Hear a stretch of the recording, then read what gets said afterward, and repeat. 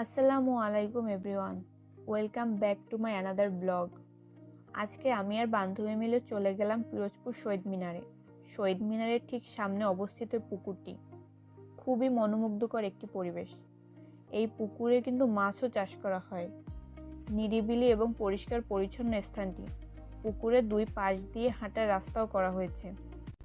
এখানে সব বয়সের মানুষ সকালবেলা হাঁটতে আসে তাদের শরীরচর্চার জন্য। মানুষ এখানে একান্ত সময় কাটানোর জন্য আসে তার প্রিয়জনের সাথে। যার প্রিয়জন নেই সেও আসে, মানে বলতে গেলে সব ধরনের মানুষই এখানে আসে। পিরোজপুরবাসীর কাছে এটি একটি শান্তির স্থানও বলা যায় এবং দার্শনিক স্থানও। মাঝখান থেকে বান্ধবী একটু টুকি দিয়ে গেল। আর এইখানে আরেকটি নজরকাড়া ব্যাপার হলো ৩৬শে জুলাইয়ের এই স্তম্ভটির গায়ে খুব সুন্দর করে ছিদ্র করে লেখা আছে, যা আমাদের ৩৬শে জুলাইয়ের আন্দোলনের কথা মনে করিয়ে দেয়। এখানে কিন্তু পাহারাদারও রাখা হয়েছে যাতে স্তম্ভটি কেউ নষ্ট করতে না পারে।